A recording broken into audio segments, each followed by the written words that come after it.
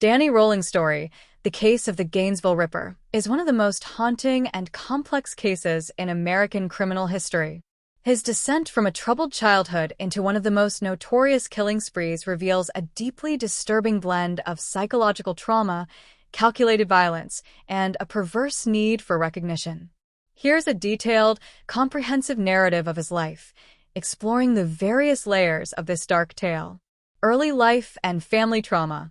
Born in Shreveport, Louisiana, in 1954, Danny Rolling's life was shaped by relentless abuse from his father, James Rolling, a police officer with an iron will and an explosive temper. James harbored an intense disdain for Danny, constantly berating him for being weak and useless. From an early age, Danny endured frequent beatings and emotional abuse, often at the slightest perceived mistake.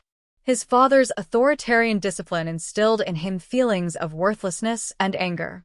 James's consistent cruelty was often directed toward Danny's mother, Claudia, as well. She was frequently the target of his violence and, like her children, was subjected to his unrelenting criticism. Growing up in such a volatile household, Danny never felt safe or valued. This lack of security would have lasting consequences, forming the basis for deep-seated anger and psychological scars. As he grew older, Danny found solace in isolation, creating a world of fantasy to escape the realities of his harsh environment.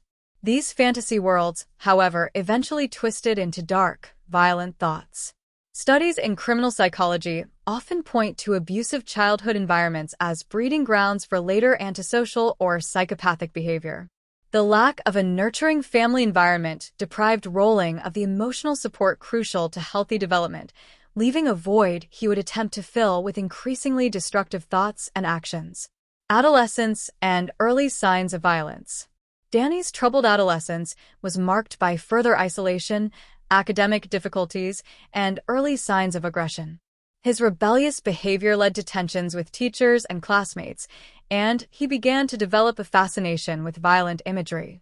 These violent fantasies, coupled with a growing resentment of his father, laid the groundwork for a life of crime and destruction. As he transitioned into adulthood, he sought to escape his abusive household but found himself repeatedly facing failure, both in relationships and in his career aspirations. In his early 20s, Danny attempted to join the U.S. Air Force, hoping that a disciplined military life might bring him purpose and stability. However, his mental health quickly deteriorated in the rigorous environment, leading to his discharge. Rolling's inability to adapt to the structured life of the military further fueled his frustration. Returning to civilian life, he began drifting between low-paying jobs, unable to establish a stable career or meaningful relationships. His life was plagued by a constant sense of failure and an inability to find purpose, leaving him increasingly detached from reality. Path to crime. Escalating petty crimes.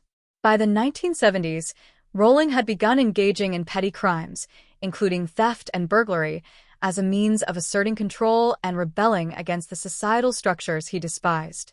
His frequent arrests and brief stints in prison contributed to his growing disdain for authority and his belief that he could never achieve success through conventional means. Throughout these years, Rolling's mental state continued to deteriorate.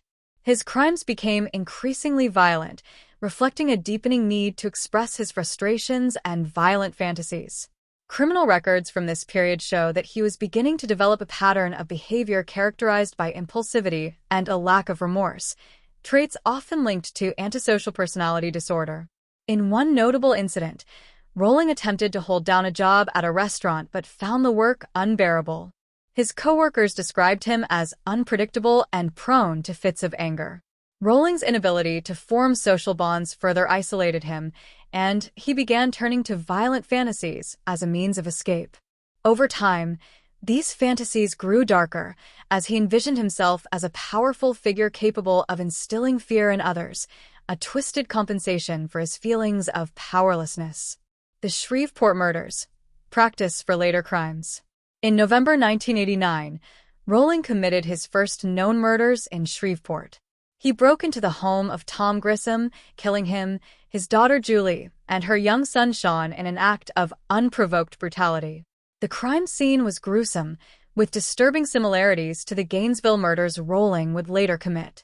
Julie Grissom's body was found positioned in a deliberately staged manner, suggesting that Rowling had begun experimenting with the ritualistic posing of his victims.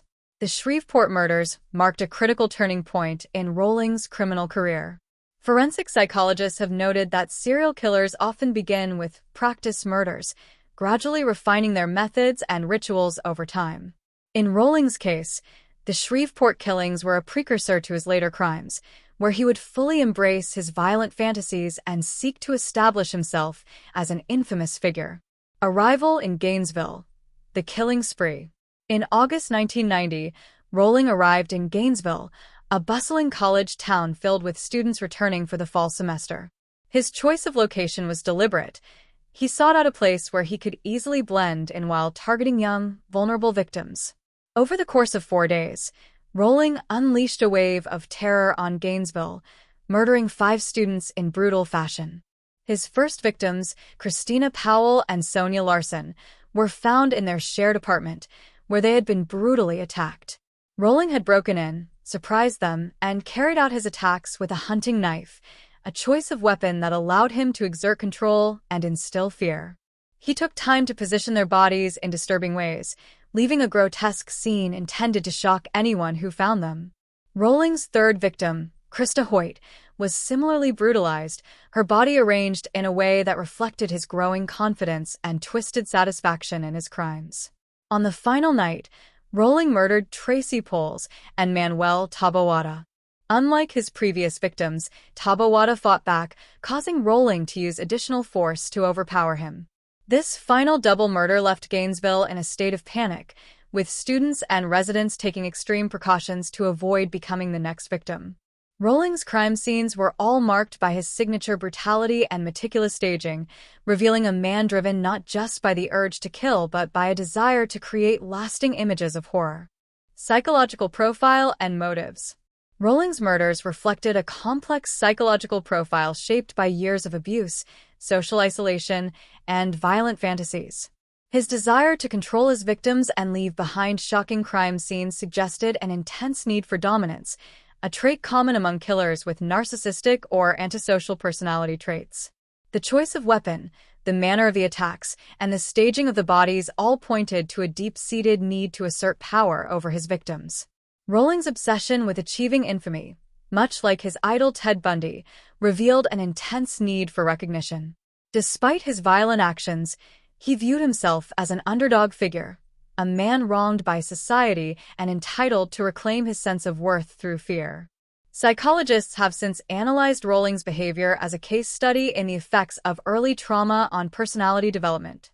His criminal profile fits the mold of an individual whose violent actions stemmed from a combination of antisocial tendencies and unresolved rage.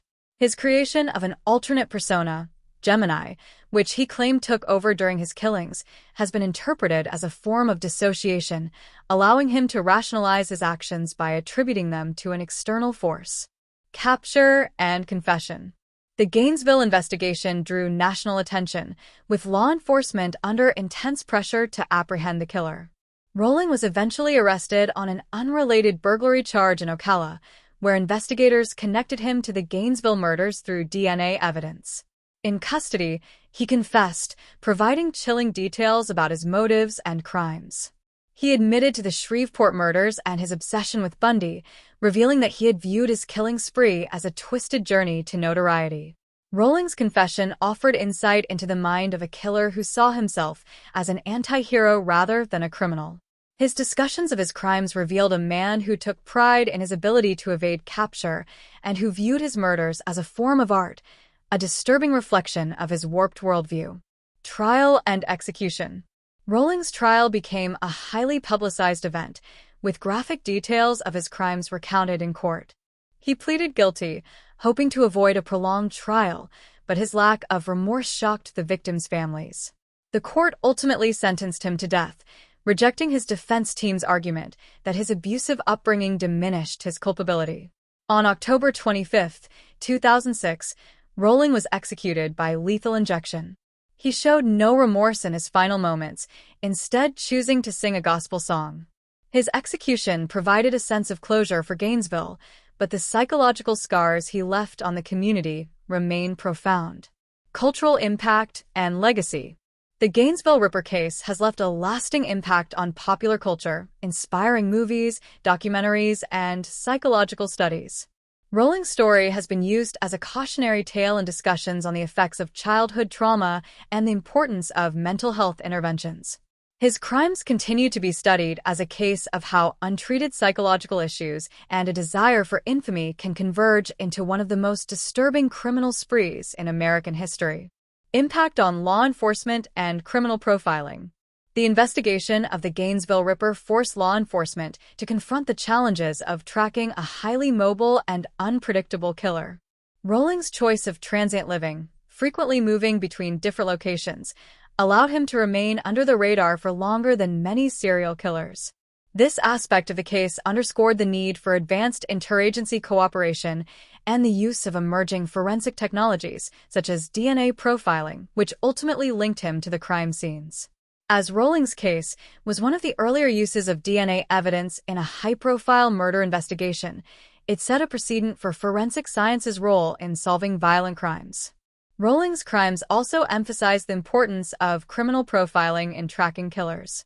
FBI profilers were instrumental in creating a psychological sketch of the killer, describing him as a young man with a traumatic past who is likely living an unstable life.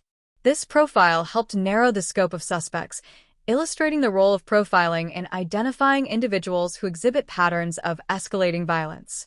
Rolling's case has since been analyzed in criminology courses and law enforcement training, highlighting the intersection of psychology and forensic science in apprehending serial killers. Emotional and psychological trauma in Gainesville. The Gainesville Ripper left psychological scars on the city that are felt to this day. After his killing spree, residents in Gainesville became intensely vigilant.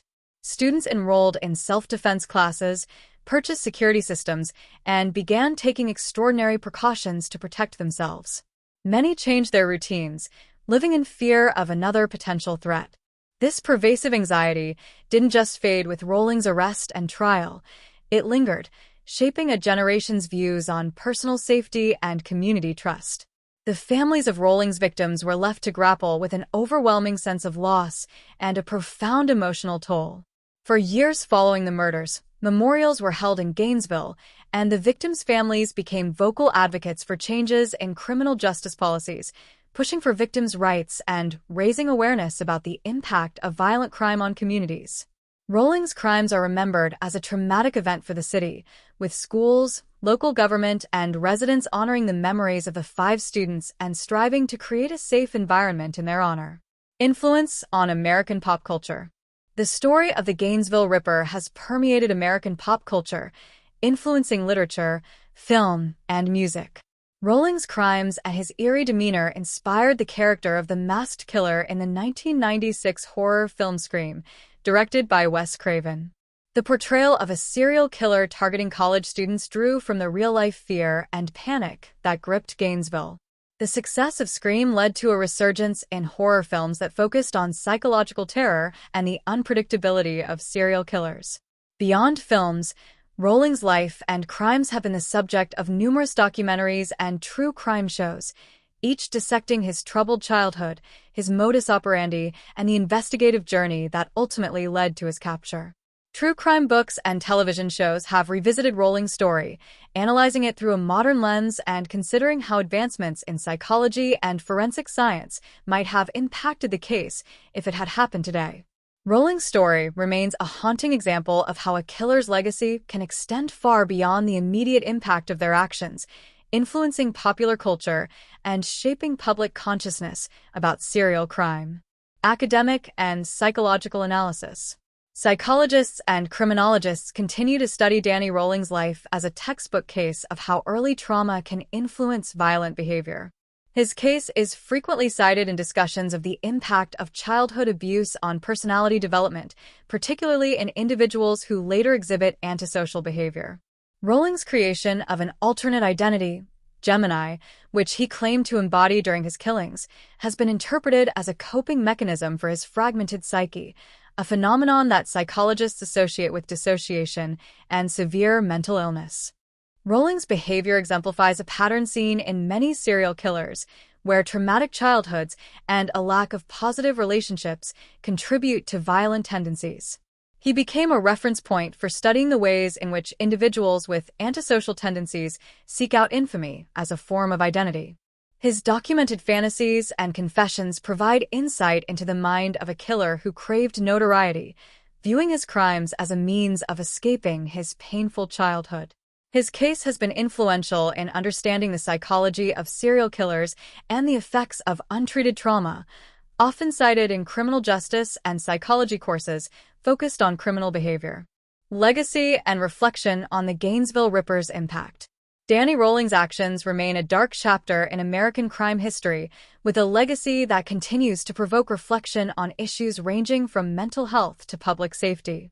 His life story, and the brutal murders he committed, serve as reminders of the importance of early intervention in cases of childhood abuse and mental illness.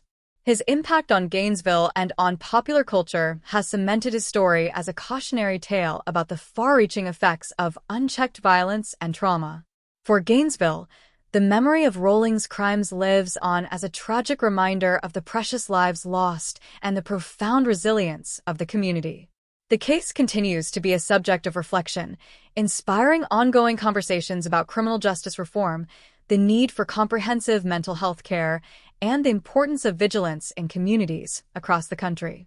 Thank you for watching another story on Peaceful Stories. We hope today's narrative has sparked your curiosity, touched your heart, or simply provided a moment of reflection. If you enjoyed this story, don't forget to like, subscribe, and share it with your friends.